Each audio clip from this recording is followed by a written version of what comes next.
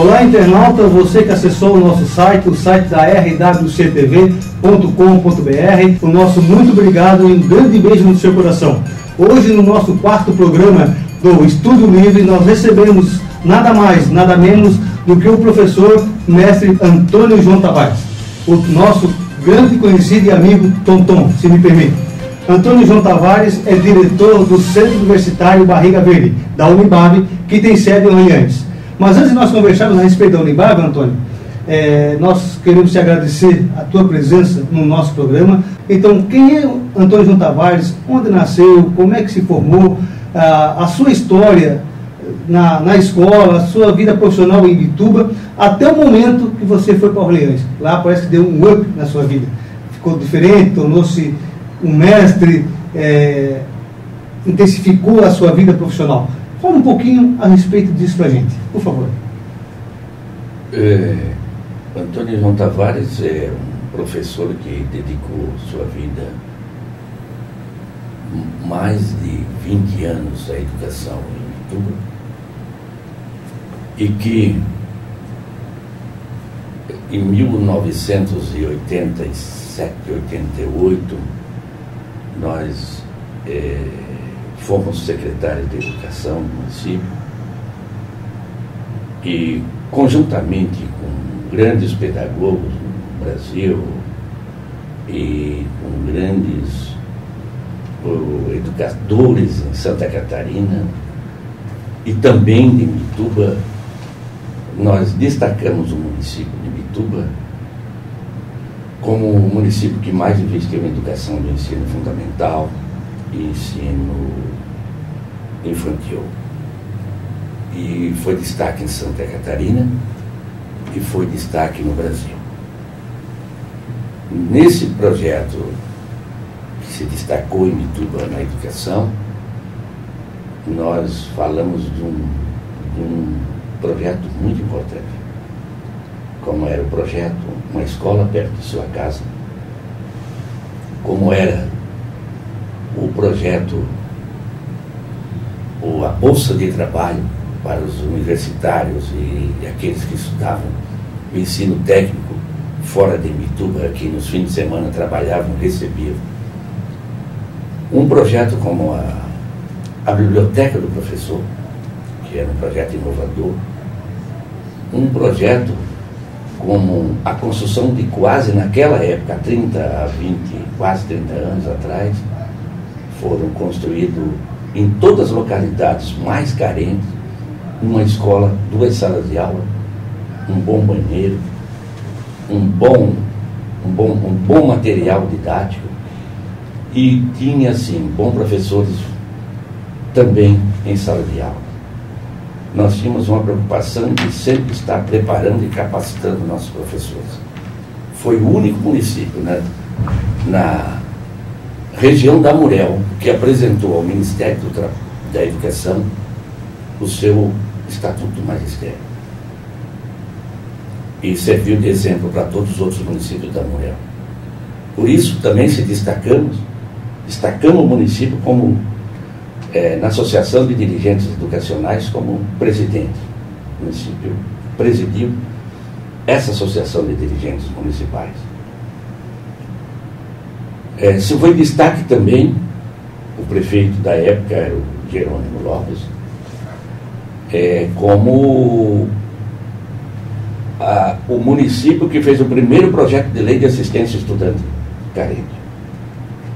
Aqueles que estudavam em Florianópolis, o Tubarão, estudavam na escola técnica e ganhavam uma assistência como bolsa de ensino. E também ganhavam a locomoção. Isso há 30 anos, há 20 e poucos anos atrás, já era uma educação no sentido de revolução.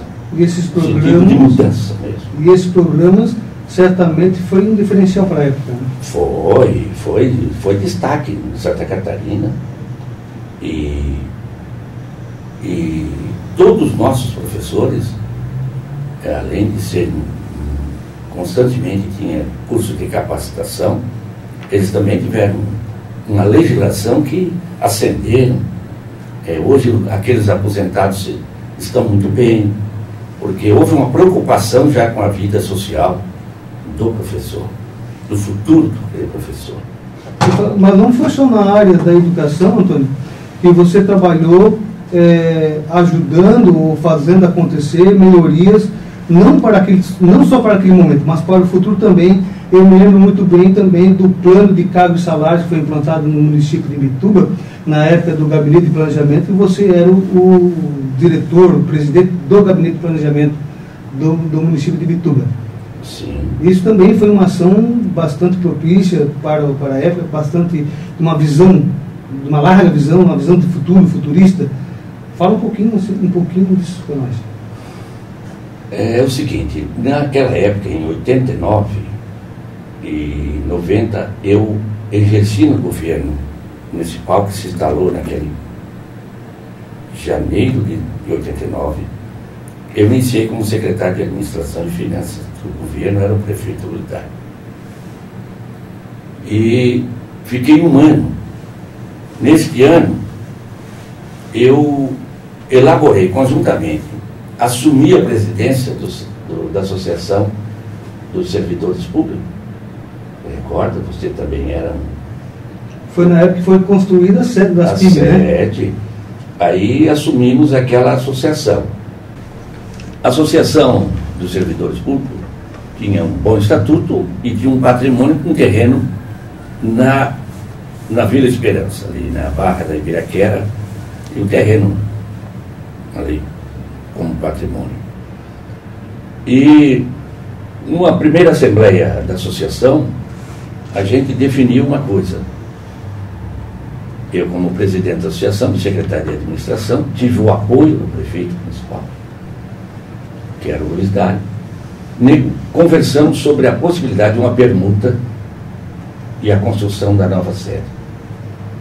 A única, não tinha mesmo, né? E hoje tem lá uma sede muito bonita, que foi permutado com o patrimônio que tinha.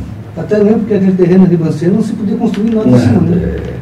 Inclusive, obras do Poder Público estão embargadas por conta do... do terreno de Marinha, mas naquela época a legislação hoje está rigorosa, mas a gente não negociou com esse sentido de escapar da legislação ambiental. A gente negociou porque era mais importante nós termos uma sede do que não termos um terreno, um céu aberto ali que não podíamos construir, não tinha recurso. Né? Aí, também nessa mesma Assembleia discutimos a possibilidade de pensar no nosso futuro dos servidores. Estabelecemos como primeiro debate a elaboração de uma lei, de um projeto de lei, cujo título Plano de Cargos e Salários dos Servidores Públicos Municipais. Mas ele também teria que se qualificar para ascender, para crescer, e muitos fizeram assim. Na verdade, Antônio, eu vou pedir licença e nós vamos ao nosso intervalo, vamos ver a mensagem dos patrocinadores, daqueles empresários que proporcionam a gente tocar esse projeto à frente. A gente já volta em seguida para o segundo bloco. Só um minutinho só.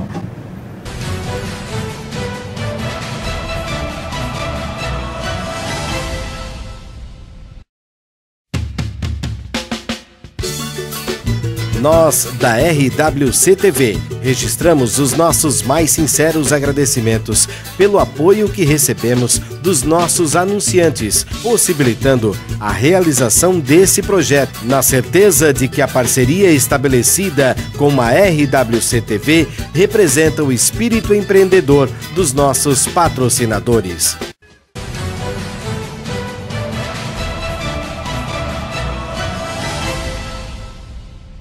Olá, internauta, estamos de volta para o segundo bloco do nosso programa Estudo Livre, registrando a presença do professor Ronaldo Augusto Pires, ele que é coordenador da Unibab de Imbituba, que nos acompanha aqui no nosso estúdio, a gravação do nosso programa. Ronaldo, muito obrigado pela presença, sinta-se à vontade. Antônio, no primeiro bloco a gente cortou o seu pensamento ali, eu gostaria que você concluísse aquela história do final do primeiro bloco. Quando foi aprovado o plano de cargos e salário para o servidor público municipal, antes disso nós tivemos que fazer uma nova reunião, o que tratamos da opção do regime de trabalho, o estatutário ou o seletista. Era muito discutido naquela época. Em todas as prefeituras, a maioria era estatutário. É um regime que já estava, naquela época já era inadequado. Então, fizemos uma opção, a lei foi para o regime CLT. Isso discutido com todos os servidores também.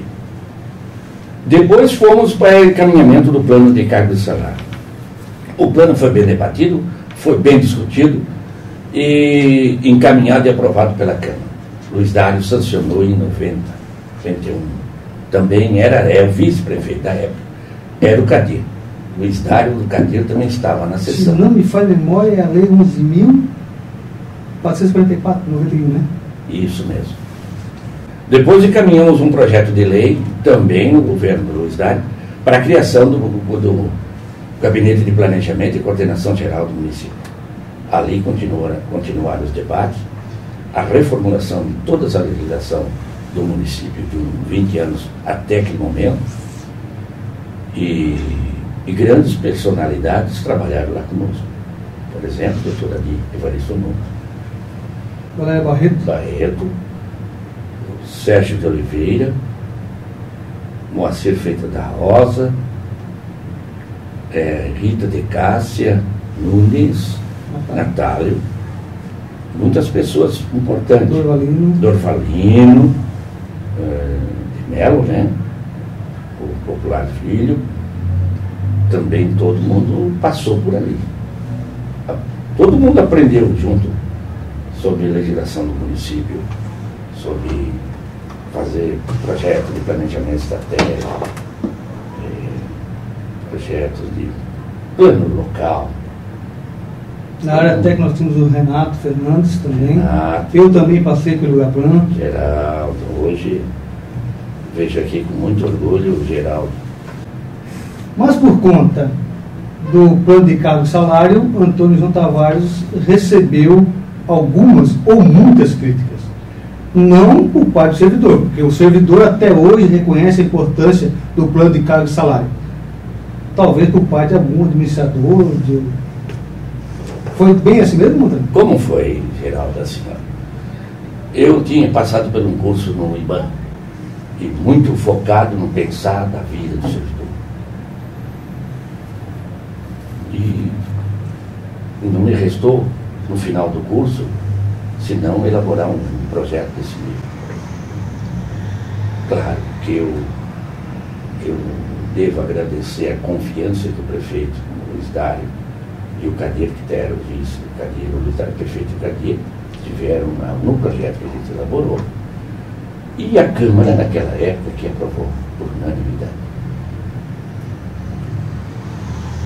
Não falou sobre as críticas, mas recebeu críticas, a gente sabe, a história registrou algumas críticas. Mas fica pela história, né? E quem criticou sabe que criticou, né? Sabe que fez mal, e a gente sabe o resultado dessas críticas de quem fez. Antônio, vamos passar ainda nesse segundo bloco para um assunto sobre o IBAV, né? O Centro Universitário Barriga Verde. Nós fomos ontem às ruas e colhemos algumas perguntas de algumas pessoas na rua.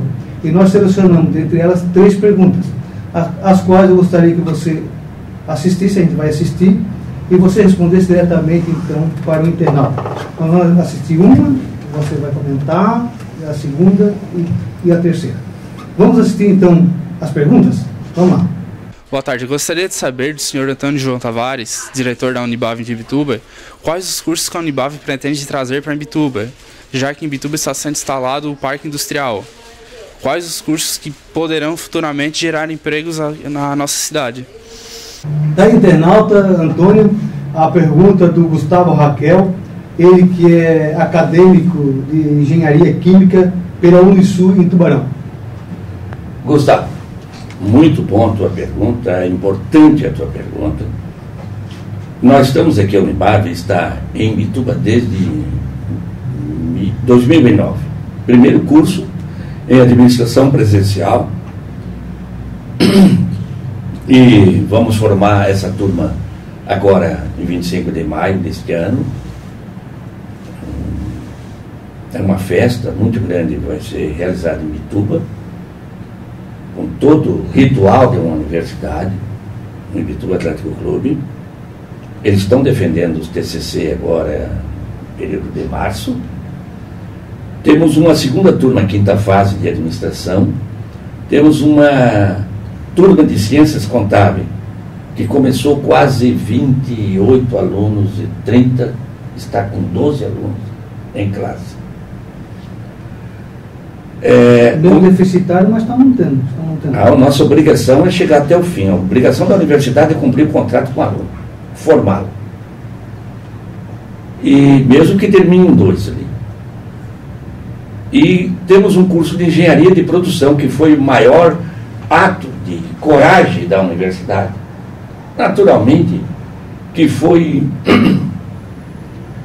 em cima do nosso empenho, em cima da nossa credibilidade perante a universidade. Porque nós somos um dos fundadores dessa universidade lá em Oriente.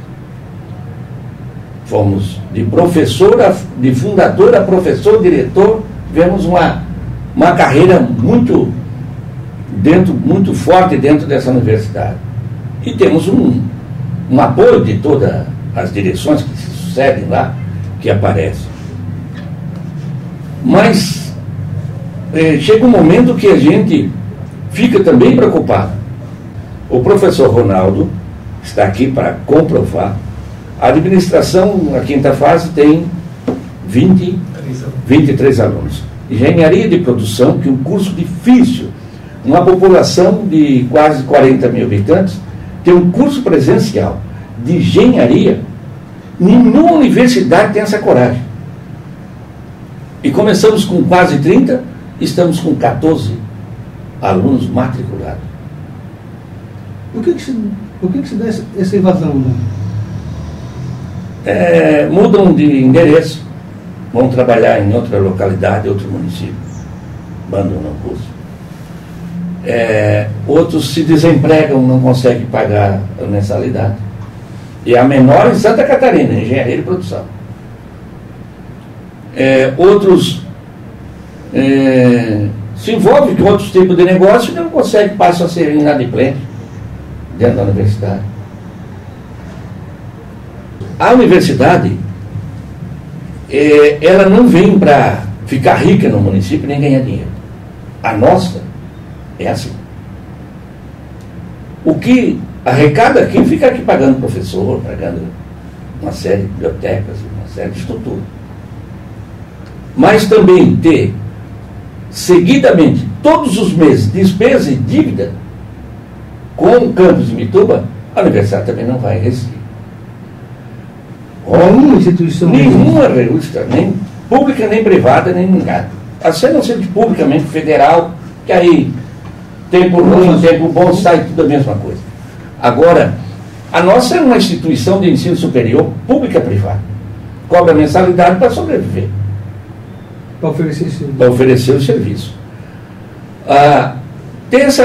Tem isso tudo. Abrimos um curso novamente, todos os anos abrimos o seletivo. Continuo respondendo ao internauta, como é o Gustavo. Gustavo. Continuo, Gustavo. Tenha um pouquinho de paciência comigo, eu vou te explicar. E oferecendo todos os cursos, todos os anos, aqui. A região não se mobiliza.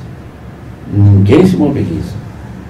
Nós lutamos até ontem para completar o curso de engenharia com 35 e não conseguimos. Não conseguimos, de engenharia de produção. E por que nós não paramos de trabalhar? Porque nós vimos, por que nós não paramos de insistir? Porque nós vimos gente desempregada, nós vimos gente pedindo emprego para a gente, nós vimos gente pedindo uma oportunidade. Por isso que a gente não para. Tem que formar o cidadão brasileiro. Tem que parar, a gente não para. Né? Aí como que eu vou animar a universidade para chegar em julho e abrir outros cursos de ponta, se a região não reagiu, não teve o interesse por ensino superior presencial? Entende?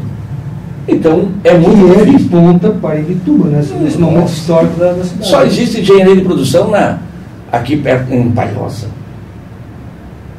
Abrimos em Imbituba.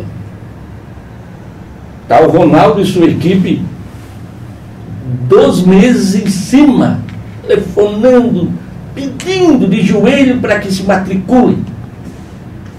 E ao contrário em outros lugares, os empresários que precisam da universidade, e não a universidade precisa do. Entende? Todo esse esforço é para oportunizar essa juventude que não tiveram oportunidade, porque não ganharam bolsa, não isso for aquilo, para Tubarão é difícil, devido à ponte. Mas continua a mesma coisa em Imbituba. Ônibus e ônibus lotados para Tubarão e para Florianópolis. Muitos, um pouco o aluno paga, outro paga o erário público. Nossos alunos ali não tem bolsa. Tem bolsa da universidade e do artigo 170. Então, Gustavo, todos nós estamos assim envolvidos com muita vontade de apoiarmos o jovem estudante, a oportunidade, abrir oportunidade para voltar e virem para a universidade. E muita gente na Imbituba e na região não ainda abriu seus olhos para dizer que nós temos uma universidade presencial aqui. Uma já teve aqui e foi embora, formou ontem e foi embora. Porque podemos trazer qualquer um? Não. Essas universidades fazem estudo de viabilidade. Não fez a minha, porque eu pedi para não fazer. Porque eu aqui apostei. Estou aqui para ajudar a pagar essa dívida perante a universidade. E não vou cobrar de ninguém. Mas eu tenho esse compromisso com a universidade. A minha universidade. Mas vou continuar, e muito e mais, porque não posso ver gente fora da universidade, gente fora, desempregada. Esse é o meu motivo de continuar trabalhando. Antônio, nessa seara, nós escolhemos também uma pergunta da Nani, que é proprietária da ótica Nani. A gente vai ao intervalo, nós vamos ouvir a mensagem dos nossos patrocinadores, a quem a gente agradece, e voltamos então para o nosso terceiro bloco, onde nós vamos responder as outras 2 perguntas e para nossas conclusões. Então a gente vai ao intervalo e voltamos em seguida já com a pergunta da Nani, para que o Antônio responda, porque já faz parte dessa tua explicação. É bem pertinente. Já voltamos já. Só um minutinho, por favor.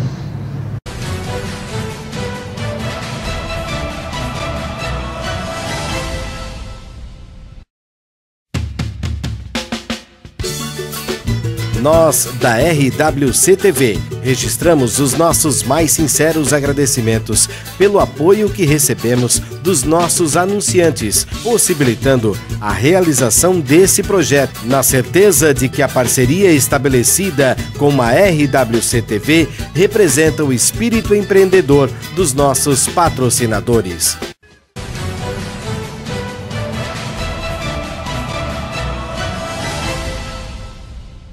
Olá, internauta, estamos de volta com o nosso programa Estúdio Livre, agora já no terceiro bloco, e nós vamos continuar, Antônio.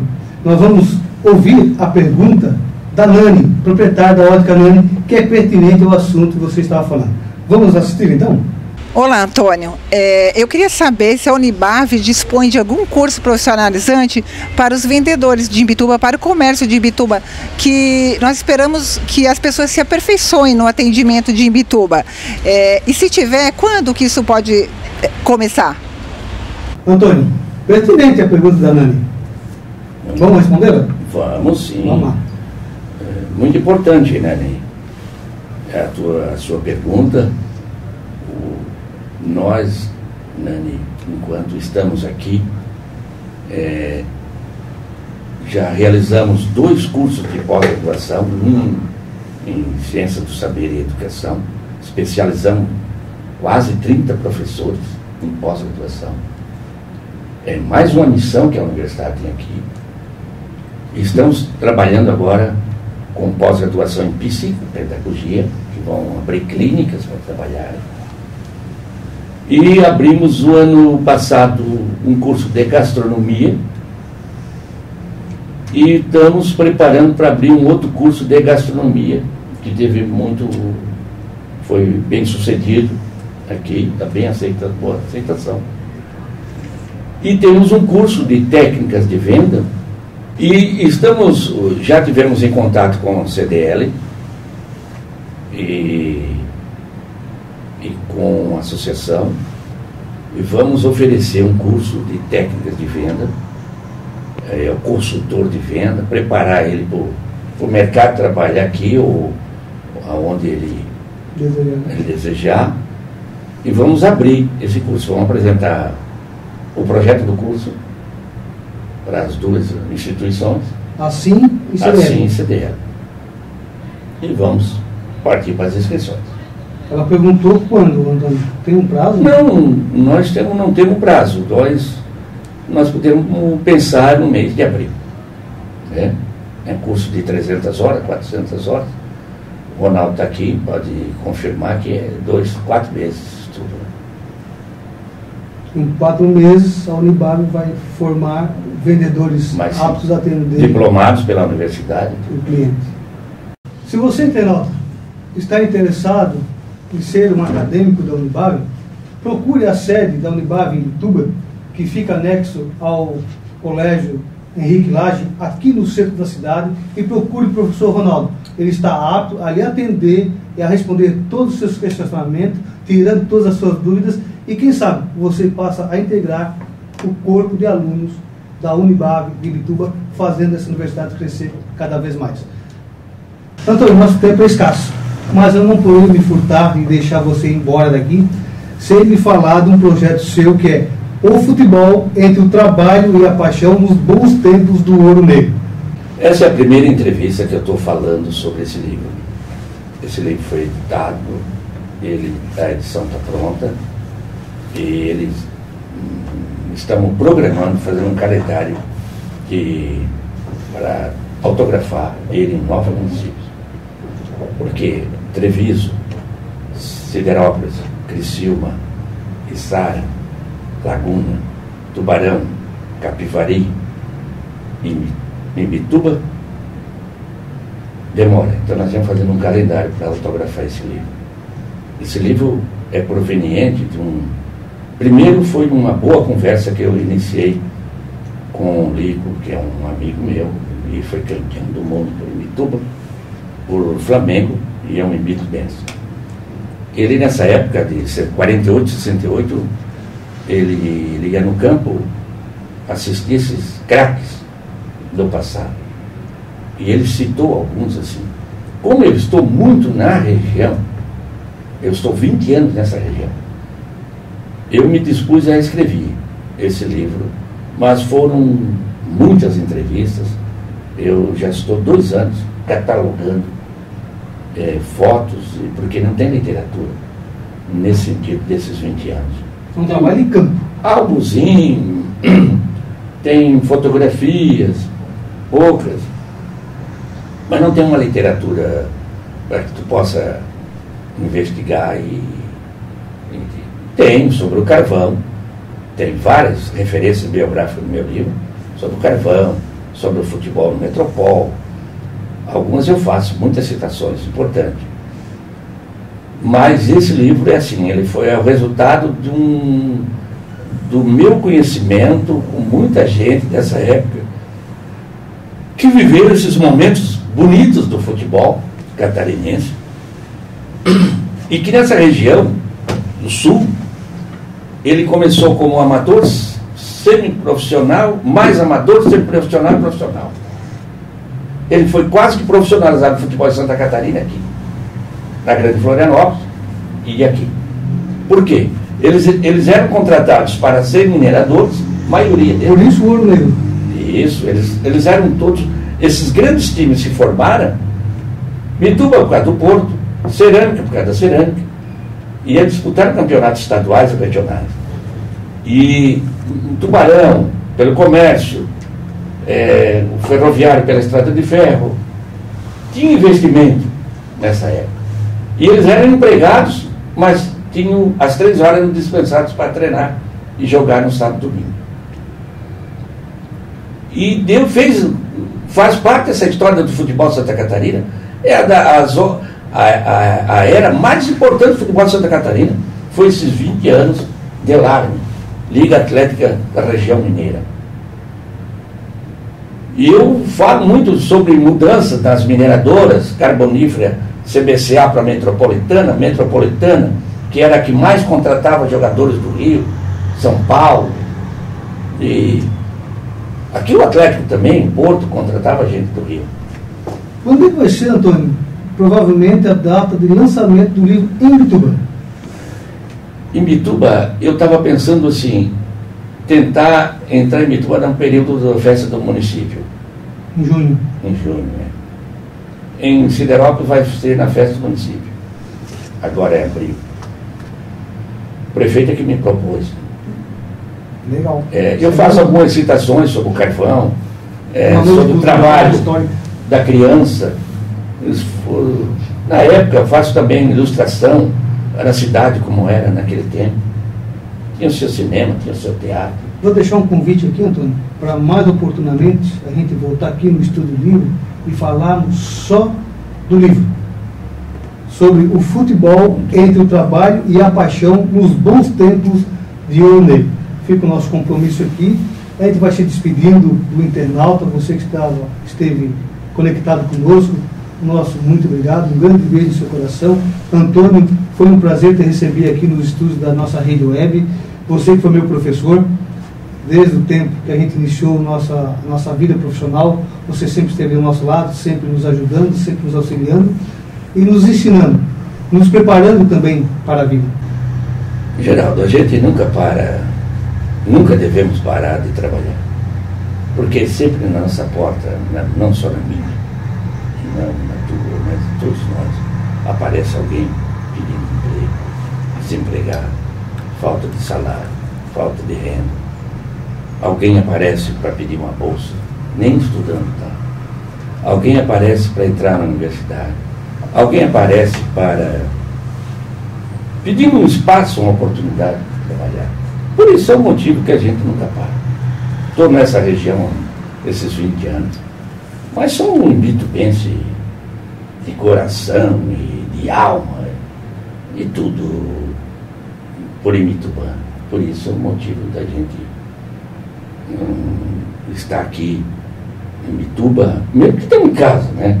Segundo que falar sobre educação aqui é importante, né? É uma forma, é um caminho, é um bom caminho, é o único caminho para nós podermos ajudar. É por isso eu estou aqui, fico muito contente com essa entrevista, de rever, né? Fosse cansei de algumas passagens que eu tive em setores públicos, eu tive no governo do Estado, sempre me lembrava dos teus ofícios, dos teus trabalhos, uma lisura, muita competência, muito cordial, cara bem-humorado, cara alegre, isso eu sempre me lembrava. Entende? Bons tempos. Eu acho que não lhe ensinei muito. Tu é que aprendesse bem. Obrigado. Renata, um grande abraço e voltamos semana que vem com mais um Estudo Livre. Até lá, tchau.